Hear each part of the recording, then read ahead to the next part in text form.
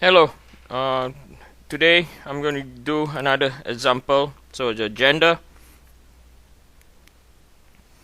is also still going to be. I'm going to do another example on 3D Mohr circle.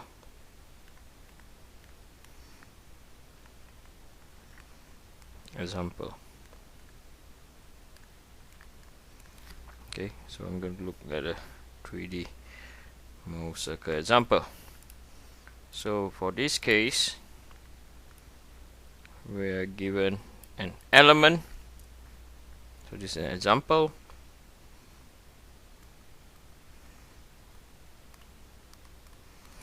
Where we're given an element.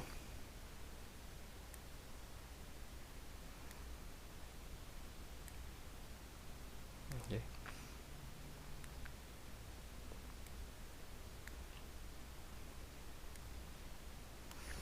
So this element has loads, compression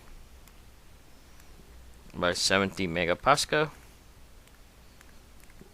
and then the shear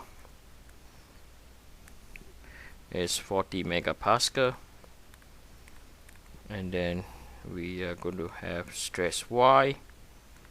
Okay, and to draw our respective transformation, this is X, Y, and then we have Z. Okay, so we are given that tau max, the maximum shear, is at 75 megapascal, and we are given that this is a ductile material.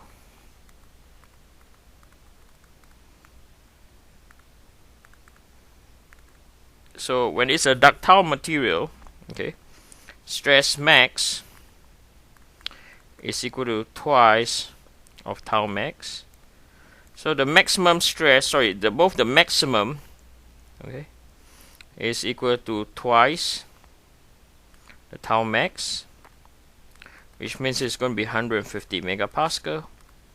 And tension and the tau mean is also going to be minus 150 megapascal. Okay. Now this is only for ductile material. So what we are going to do is we're going to find the two possible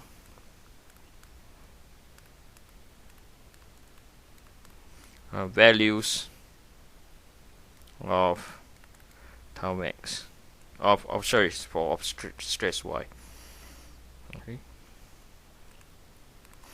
So from this element, we know that stress X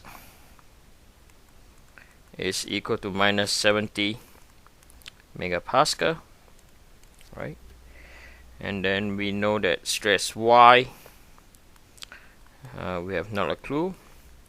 We know that shear XY is equal to shear YX, and this corresponds to positive shear 40 megapascal. And we also know that stress Z is equal to 0. Okay, and then the rest of the shear component, the shear YZ is equal to the shear ZY is equal to the shear XZ, and it's also equal to shear ZX. This will be equal to 0.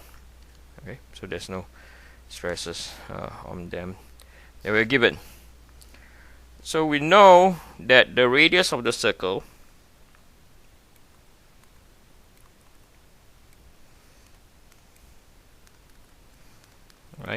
which is our tau max,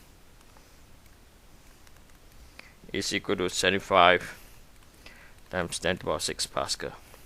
Okay, so let's start constructing Mohr circle, and this Mohr circle is slightly different. We're going to have operating limits in this Mohr circle. Okay, and I'll highlight what does that. So we are going to draw on our X. So this is our x-axis, right?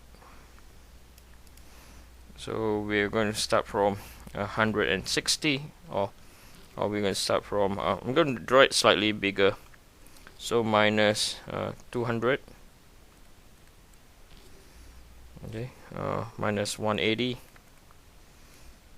minus 160, 140, 120, 100, 80, minus 80, 60, 40, minus 20, 0, 20, 40, and I'm going to go up to 60. Okay, we're going to go up to 60. Okay, and then we have our Y, our shear. Okay, so this is our normal stress. Then we have our shear stress.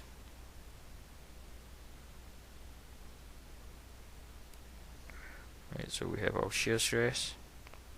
So our shear stress, we only need to go up to 75. So 20, 40, 60, and 80. So this is our shear going clockwise. Minus 20, minus 40, minus 60, minus 80. The shear going anti-clockwise.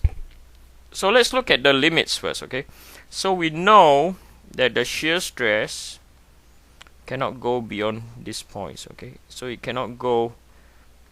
Okay, I'm going to have a box, so it cannot be more than 150, and it cannot be more than 75. Okay, so 150. So this is our box. Okay, so our box can go on and on. Okay, so I'm drawing bigger for a particular reason. Okay, so your Mohr circle cannot be anywhere in this box, so I'm going to extend. I know we don't need to, but I'd like to elaborate on this.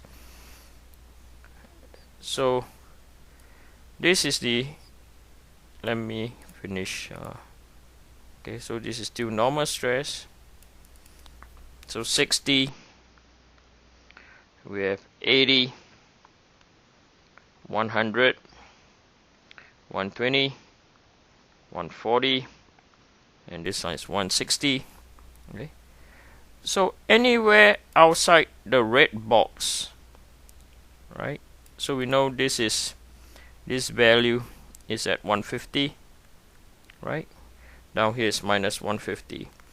So anywhere outside, the material will fail. Okay, the shaded region, right, where we're shading now, the Mohr circle cannot go outside that. The material will fail. Okay, material will yield. Okay, the material will yield. Okay.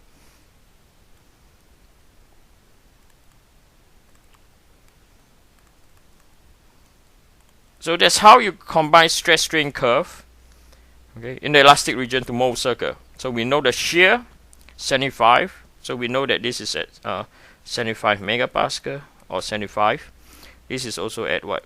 75. So it cannot go beyond that. Okay. So let's see the first point that we know. Okay. So the first point that we know that is the normal stress is equal to minus 70. Okay, so we are aware that it's going to be at minus 70.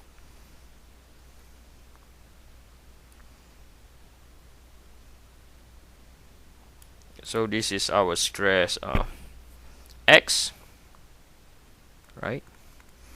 And then we know the shear that we have now is 40. Okay, so plus 40. So we don't know where is it yet. So draw the 40. Okay, and then we have the minus 40.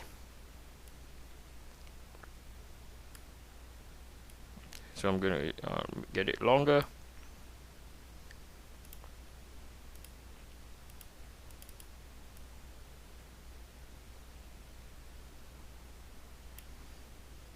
So we have to find out where is our point X.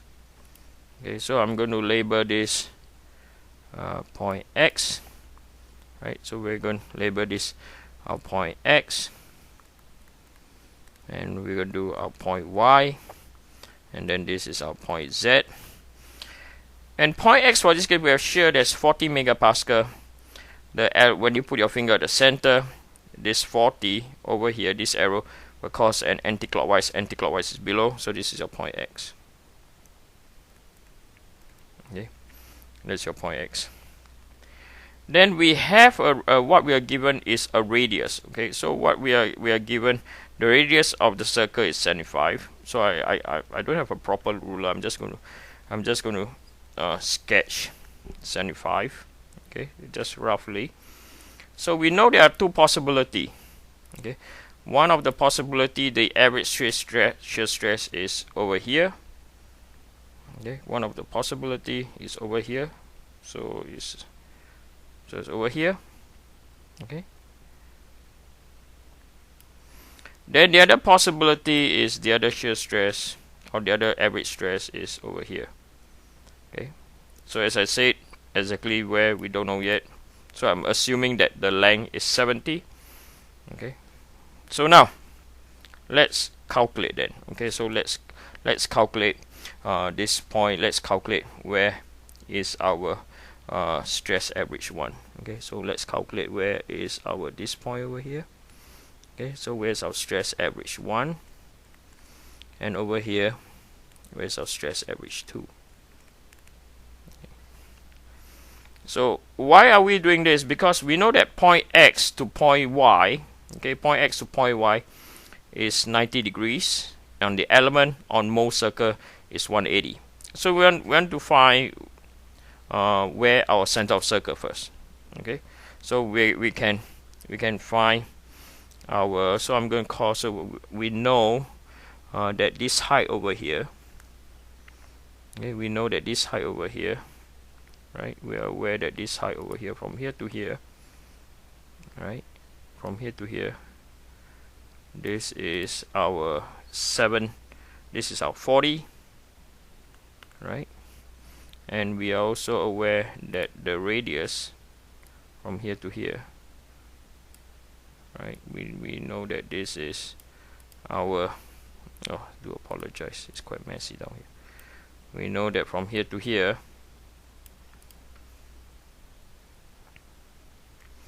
right, this distance over here, we know that is equal to 75, right. So I want to find this distance from here to here. So I'm going to find the horizontal distance, right, from here to here, right. So I'm going to call it my W. Okay. So W, right, W. So very basic math. So W is equal to square root of 75 squared minus by 40 squared.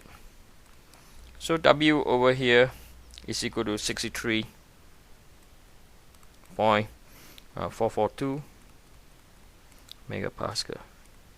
So from here you can calculate your stress average 1. Okay, stress average 1. Okay, so I'm going to call this my stress average 1, and over here this is my stress average 2. Okay, so stress average 1 will be equal to minus 70 plus by 63.442 megapascal. Okay, 442. I'm just not going to put by. So this will be equal to minus 70 plus a 6, so 6.558 megapascal. Okay, so this is still negative. And the stress average number 2 will be equal to minus 70 minus by 63.442. So this will be equal to minus 133.442 megapascal. Okay, so from here you can find So if this is W, where it intersect, okay, the next point, because the center of the circle, it will still be equal to W over here, right? So you draw from the center, you draw the line to intersect the shear, okay, which is about here, okay, which is about here, okay. So we intersect the shear. So this is where there's a possibility that this is your Y value. And if you look at your Y, I'm going to call this my Y1. Okay, so this is my stress Y1. Okay, so it's inside the bracket. Okay, so to calculate stress Y1, so stress Y1, okay, will be equal to minus 6.558 plus by 63.442. So this will come out to be 56.884 megapascal. Okay, so this is a possible value for our Y1, and it's valid because it's inside the envelope, right? It's inside the envelope, and then from here we can also draw, okay, we can also calculate stress Y2. So if you look at stress Y2, right, so if you look at stress Y2, so you just extend the line, right? So this will pass and then we'll intersect here. And what's the problem with stress Y2 is this: stress Y2 is outside the envelope, right? It's over here. So you look at stress Y2, to calculate stress Y2 is pretty straightforward. It's equal to minus 133.442 minus by 63.442. So this will be equal to minus 196.884 megapascal. So this is not a possible value because it's outside the operating boundary. Okay. Your material will yield and fail. Okay, so this is not possible. So do not include this value. This is not the material will yield.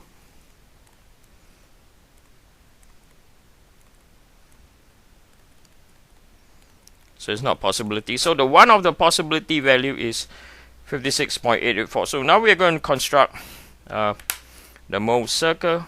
Okay, so it's 175. So I'm going to construct Mohr circle now, knowing roughly where the center is. I'm going to draw the center. Okay, just a sketch. Okay, so that's where the center looks like. Okay, so that's where, yep, that's about good. Let me do a better job with this. Okay, this is horrible.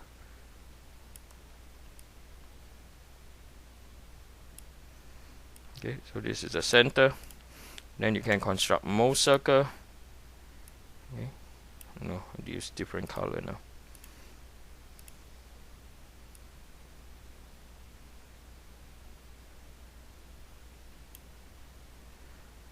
So is 675.81. Okay. Okay. So this is your Mohr circle, and this circle over here, okay, this circle over here represents the XY plane.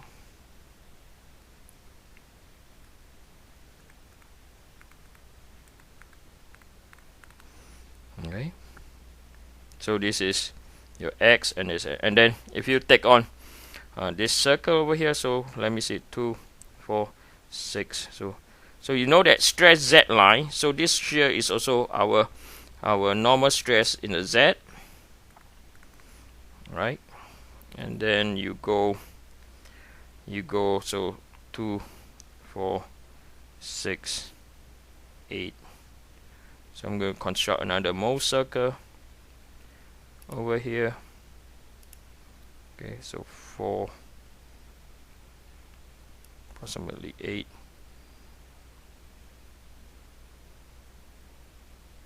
to 0. Alright, so X and Y, so X and Z, so this is for your circle for X and Z plane. Okay, so this is for your X and Z plane, roughly. Okay, and then some of you might say, where's the center of the circle for that? So the center of the circle is over here, roughly. Okay, and then the next one will be from 0. So construct next Mohr circle. So 2, 4, 6, 7, 3.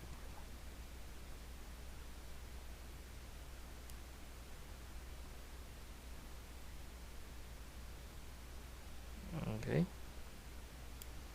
So this circle represent the YZ plane.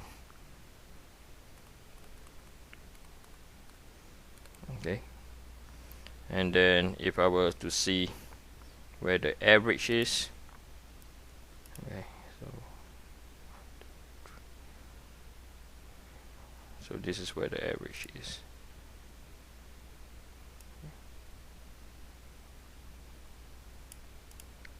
Okay, so you can see that Y stress Y2, when we calculate at this value, the material will yield. So this is not